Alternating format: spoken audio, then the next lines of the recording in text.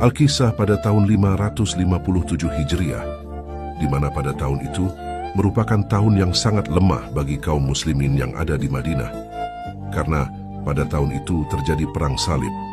Kesempatan itu kemudian dimanfaatkan oleh bangsa Eropa untuk mencuri jasad Nabi Muhammad.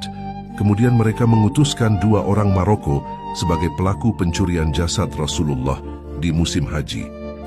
Lalu keduanya pun menyamar sebagai jamaah haji dari Andalusia, Spanyol. Akan tetapi kejahatan mereka pun tidak berjalan dengan lancar. Karena pada masa itu ada seorang pemimpin yang soleh, beliau bernama Sultan Nuruddin Mahmud bin Sanki.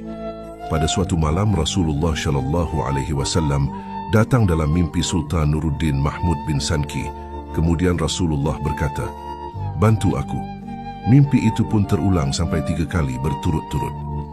Keesokan harinya Sultan Nuruddin pun menceritakan perihal mimpinya tersebut kepada para menteri. Kemudian beliau beserta rombongannya pun langsung berangkat ke Madinah dengan membawa banyak harta.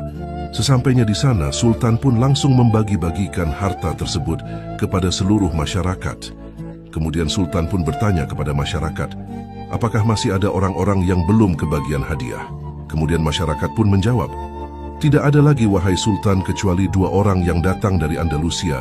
Mereka belum mengambil sedikit pun karena sedang melaksanakan ibadah di Raudhah dekat makam Rasulullah SAW." Kemudian kedua orang itu pun dipanggil menghadap Sultan untuk diperiksa.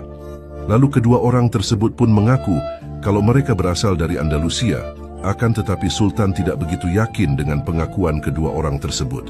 Lalu mereka pun dibawa ke sebuah ruangan. Lalu mereka pun diperintahkan untuk membuka celananya. Dari situlah diketahuilah kalau mereka bukan orang Islam. Akhirnya mereka pun didesak untuk mengaku apa tujuannya ke Madinah.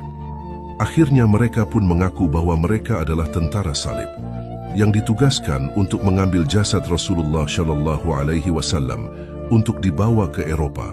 Karena perbuatan jahat itulah mereka kemudian dijatuhkan hukuman mati. Setelah peristiwa itu, Sultan Nuruddin kemudian menginstruksikan untuk membangun sebuah dinding dari pagar besi untuk melindungi makam Rasulullah SAW dari kejahatan yang serupa. Tidak sampai di situ, masih banyak lagi peristiwa serupa yang terjadi. Setidaknya ada 5 aksi pencurian jasad Rasulullah SAW yang sudah tercatat dalam sejarah. Aksi pencurian jasad Rasulullah SAW yang pertama dilakukan oleh seorang raja dari Daulah Fatimiyah. Dahulu Raja Fatimiyah yang bernama Al-Hakim bi Amrillah menyuruh para penjahat untuk mengambil jasad Rasulullah SAW.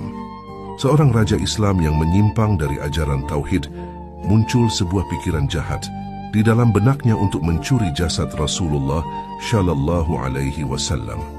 Dalam buku sejarah Masjid Nabawi Asy-Syarif dijelaskan bahwa upaya pencurian jasad Rasulullah tersebut tujuan untuk menarik perhatian masyarakat dan pengunjung dari berbagai belahan dunia, namun aksi kejahatannya pun gagal karena Allah mengirimkan angin yang sangat besar ke Madinah sehingga bumi berguncang pada malam ketika rencana jahat itu hendak dilakukan. Adapun aksi pencurian jasad Rasulullah SAW yang kedua terjadi pada masa Al-Hakim bi Amrillah Al-Ubaidi. Meskipun aksinya itu sempat mengalami gagal beberapa kali ketika hendak mencuri jasad Rasul yang mulia, akan tetapi hal itu tidak membuatnya jera. Malah dia berniat untuk melakukannya lagi. Kemudian dia pun memerintahkan prajuritnya untuk memasuki Madinah. Rencananya pun berjalan dengan baik. Ketika prajurit Al-Hakim tiba di Madinah, dan mulailah mereka menggali sebuah lubang untuk menuju ke makam Rasulullah SAW yang kedua kali. Ketika prajurit yang diutusnya sedang menggali sebuah lubang, maka terdengarlah seruan di tengah-tengah masyarakat Madinah, "Makam Nabi kalian sedang digali." Mendengar seruan tersebut, masyarakat pun langsung merespon seruan itu. Akhirnya prajurit yang diutus Al-Hakim pun ditangkap oleh masyarakat Madinah dan langsung dijatuhkan hukuman. Adapun aksi pencurian jasad Rasulullah SAW yang ketiga ini dilakukan oleh penguasa Eropa.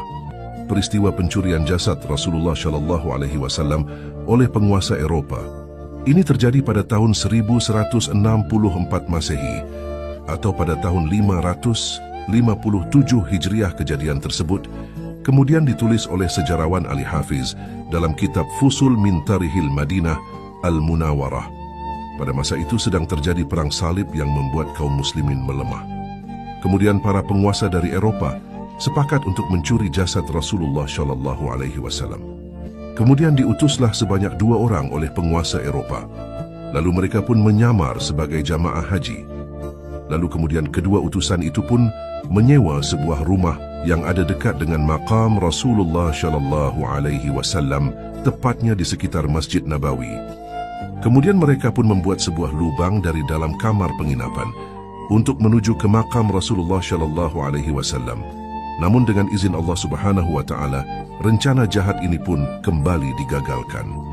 Adapun aksi pencurian jasad Rasulullah SAW yang keempat itu dilakukan oleh sekumpulan perampok. Ketika itu beberapa orang tersebut sedang menjalankan aksinya untuk mencuri dan merampok kafilah jamaah haji. Entah apa yang terpikir oleh mereka, mendorong untuk menggali makam Rasulullah SAW. Mereka pun terang-terangan mengatakan niatnya. Maka ketika sekumpulan perampok menuju ke Madinah dengan menggunakan kapal laut, maka kemudian Allah Subhanahu wa Ta'ala menggagalkan rencana jahat mereka dengan mengirimkan pertolongan melalui sebuah kapal yang disiapkan dari Mesir, Al-Iskandariyah, yang mengikuti para perampok tersebut. Lalu sekumpulan perampok itu pun berhasil ditangkap dan dipenjarakan. Kemudian yang terakhir adapun aksi pencurian jasad Rasulullah SAW yang kelima itu dilakukan oleh sebuah kelompok yang berjumlah 40 orang. Mereka berniat untuk menggali makam sahabat Sayyidina Abu Bakar As-Siddiq dan Sayyidina Umar bin Khattab yang dimakamkan bersebelahan dengan makam Rasulullah SAW. Usaha itu pun mereka lakukan pada pertengahan abad ke-7 Hijriah. Orang-orang tersebut kemudian berencana untuk menggali tanah di tengah malam. Akan tetapi, niat jahat mereka pun kembali digagalkan oleh Allah Subhanahu wa Ta'ala.